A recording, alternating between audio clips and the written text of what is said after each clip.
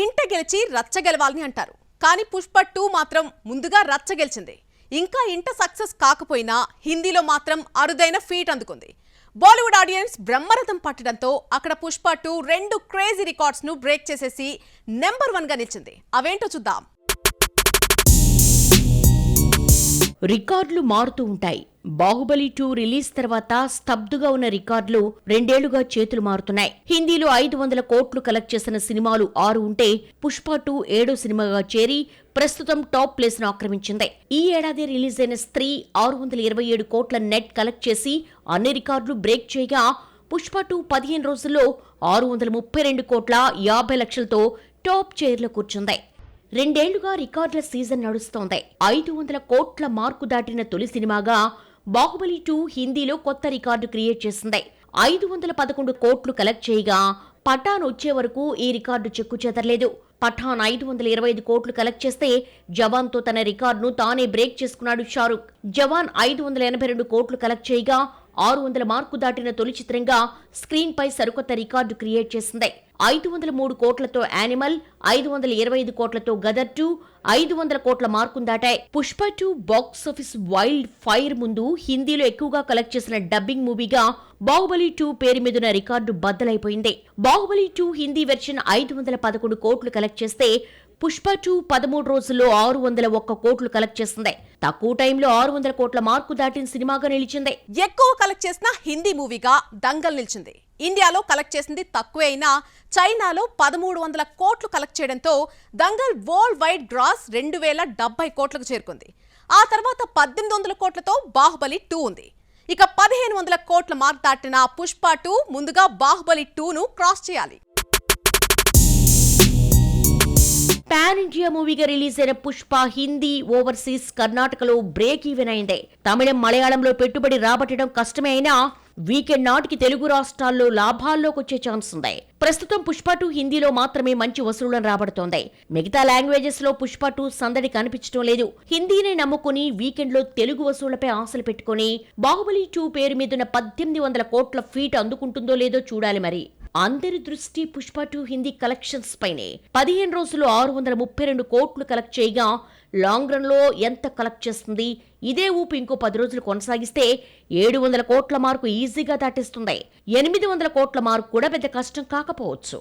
ఎంతకు చేరాగుతుందా అని బాలీవుడ్ వర్గాలు చాలా ఆసక్తిగా ఎదురు చూస్తున్నాయి. తెలుగులో ఛాన్స్లు పెద్దగా రావడం లేదా?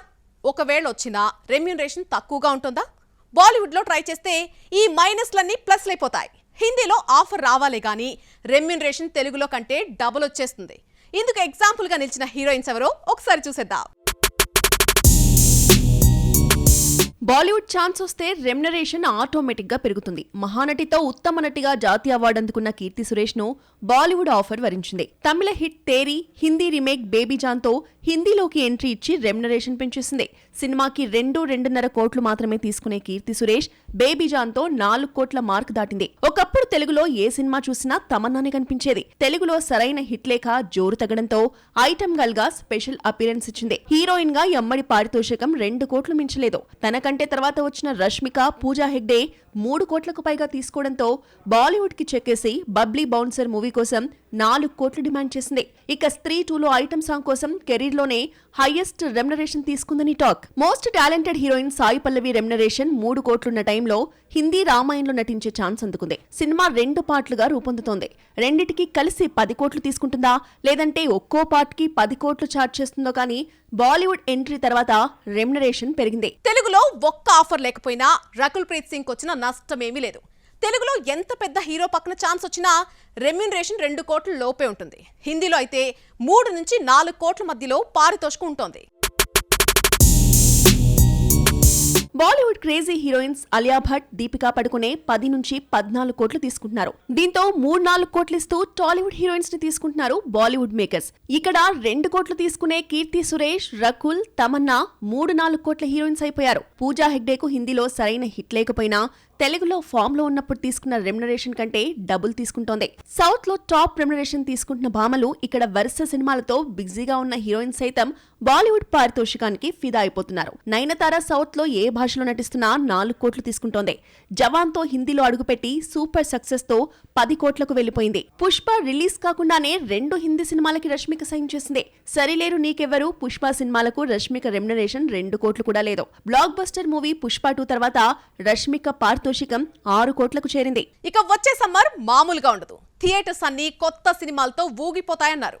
సినిమాలన్నీ సమ్మర్ స్లాట్స్ ను బుక్ చేసేసుకున్నాయి. ఈ జోరు చూస్తుంటే సమ్మర్ సందడి మామూలుగా ఉండదేమో అనిపిస్తోంది. అయితే 2 పెద్ద సినిమాలు డ్రాప్ అయ్యేలా ఉండటంతో చివరికి మిగిలేవి ఎన్ని అన్న డౌట్ వస్తోంది. 2023-2024 సమ్మర్లో పెద్ద హీరోలు మొహం చాటేశారు. ఈ ఏడాది సమ్మర్లో రావాల్సిన డబుల్ స్మార్ట్ ఆగస్టు 15న, ఏప్రిల్ 5న రావాల్సిన దేవర సెప్టెంబర్ 27న వచ్చాయి. కల్కి మే 9న వస్తుంది అనుకుంటే ఎన్నికల హీట్ కు వాయిదా పడి జూన్ 27న అన్ సీజన్లో వచ్చి సూపర్ హిట్ అయింది. అయితే 2025 సమ్మర్లో మాత్రం 10 క్రేజీ ప్రాజెక్ట్స్ వస్తున్నాయి అనుకుంటే వీటిలో కొన్ని వెనక్కి తగ్గేలా ఉన్నాయి.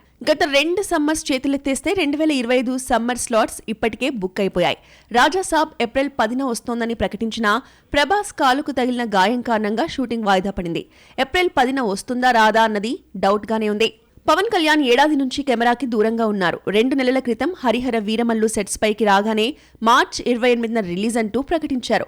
అయితే వరుస పొలిటికల్ మీటింగ్స్ తో బిజీగా ఉన్న పవన్ డేట్స్ ఇవ్వలేకపోవడంతో హరిహర వీరమల్లు షూటింగ్ అనుకున్న టైంకి పూర్తవుతుందా లేదా అన్న అనుమానాలతో వాయిదా పడే ఛాన్స్ లేకపోలేదు. మార్చ్ 28న హరిహర వీరమల్లు రాకపోతే మాత్రం విజయ్ దేవరకొండ కర్చీఫ్ వేస్తాడు. గౌతమ్ తిన్ననూరి దర్శకత్వంలో నటిస్తున్న సినిమాను మార్చ్ 28నే రిలీజ్ చేస్తూ పోస్టర్ రిలీజ్ చేశారు. వీరమల్లు రాదన్న ధైర్యంతో వీడి 12 టీం ఉంది. రాజాసాబ్ కంటే ముందే ఏప్రిల్ 18న థియేటర్స్లోకి వస్తున్నామని మిరాయి నిర్మాతలు ప్రకటించారు. ఏప్రిల్ 10న రాజాసాబ్ వస్తే వారం రోజుల్లో మిరాయి వస్తుందా అన్న డౌట్ కూడా ఉంది. రాజాసాబ్ వాయిదా పడితే ముందుగా ప్రకటించిన డేట్కే మిరాయి వస్తుంది. వచ్చే సమ్మర్ పై కర్చీఫ్లు వేయడం స్టార్ట్ చేసేశారు. మార్చి చివరి వారం నుంచి మే వరకు క్రేజీ మూవీస్ క్యూ కడుతున్నాయి. ఈసారి సమ్మర్ నొదలకుండా పూర్తి స్థాయి వినోదం ఏంటో చూపించబోతున్నారు. స్టార్స్, యంగ్ హీరోస్ అన్న తేడా లేకుండా అందరూ బరిలోకి దిగుతున్న వారే. అనుష్క ఘాటి ఏప్రిల్ 18న వస్తోంది. హిట్ 2 నిర్మించిన నాని హిట్ 3లో నటిస్తున్నాడు. షూటింగ్ మొదలైందో లేదో మే 1న వచ్చేస్తున్నామని ప్రకటించారు. సినిమాకు నాని నిర్మాత కూడా కావడంతో సమ్మర్ హాలిడేస్ ను ఫుల్ ఫ్లెడ్జ్ గా వాడేసుకునే ప్లాన్ లో ఉన్నాడు. నాని ప్లాన్ కు రజనీకాంత్ గండి కొట్టే ప్రమాదం ఉంది. లోకేష్ కనగరాజ్ దర్శకత్వంలో నటిస్తున్న సినిమా సమ్మర్ రిలీజ్ కి రెడీ చేస్తున్నారు. అయితే తమిళ మీడియా కథనాల ప్రకారం మేడే సందర్భంగా రిలీజ్ చేస్తున్నట్టు తెలిసిందే.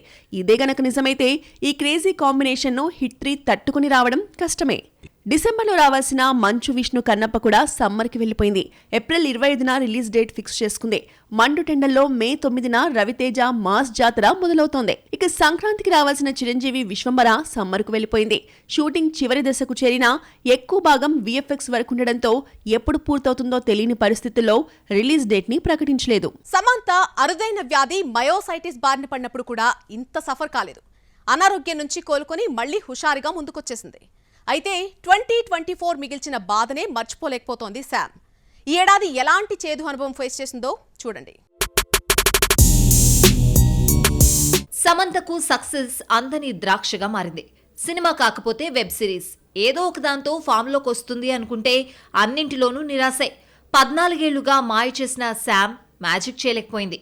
2024లో ఈ అమ్మడి గ్రాఫ్ చూస్తూ ఉంటే కెరియర్ డైలమాలో పడిందనిపిస్తోంది. శామ్ హిట్ చూసి 5 ఏళ్లు దాటింది. 2019లో వచ్చిన ఓ బేబీ తర్వాత సక్సెస్ పడలేదు. మధ్యలో యశోద పర్వాలేదనిపించిన శాకుంతలం ఈ అమ్మడి ఇమేజ్ ను డ్యామేజ్ చేసింది. ఖుషీతో ఫామ్లోకి వస్తుందనుకుంటే అది లేదు. చేతిలో ఒక్క సినిమా లేదు. మా ఇంటి బంగారం మూవీతో నిర్మాతగా మారి తనని తాను నిలబెట్టుకోవాలని చూసినా ఈ ప్రాజెక్ట్ ఇంతవరకు పట్టాలెక్కలేదు. హిందీ వెబ్ సిరీస్ సిటాడెల్తో హిందీలో జెండా పాతేయొచ్చని కలలు కంటే బాలీవుడ్ మీడియా శామ్ను టార్గెట్ చేసి నెగిటివ్ ప్రచారం చేసింది. ఇంటిమేట్ సీన్స్ తప్ప కథలో కొత్తదనం లేదని తేల్చేశారు. ఈ వెబ్ సిరీస్ చాలా మందికి నచ్చకపోయినా సక్సెస్ పార్టీలో ఆడిపాడింది శామ్. మయోసైటిస్ నుంచి కోలుకున్న శామ్ అప్పటికే సెట్స్ పై ఉన్న ఖుషీని పూర్తి చేసింది. 22లో తమిళ చిత్రం KRK యశోదతో వచ్చిన సమంత, 23లో శాకుంతలం, ఖుషీ రిలీజ్ అయ్యాయి. అయితే ఈ ఏడాది ఒక్క సినిమాతో కూడా కనిపించలేదు. 2010లో ఏమాయి చేసేవేతో తెలుగులోకి వచ్చిన శామ్ ప్రతి ఏడాది 1-2 సినిమాలతో వస్తూనే ఉన్నా ఈ ఏడాది మాత్రం మోహం చాటేసింది. ఈ ఏడాది సమంత సినిమా ఒక్కటి రాలేదన్న పేరే గాని ఎప్పుడూ ఏదో ఒక ఈవెంట్తో కనిపిస్తూనే ఉంటుంది. ఇన్స్టా వేదికగా గ్లామర్ వీడియోలు పోస్ట్ చేసింది. ఆ మధ్య పికిల్ బాల్ చెన్నై జట్టును దక్కించుకుని హడావుడి చేసింది. అలియా భట్ నటించిన జిగ్రా తెలుగు ఈవెంట్లో మెరిసింది. ఒక్కోసారి పెళ్లి ప్రేమ గురించి మాట్లాడుతూ టాక్ ఆఫ్ ద ఇండస్ట్రీ అవుతుంది.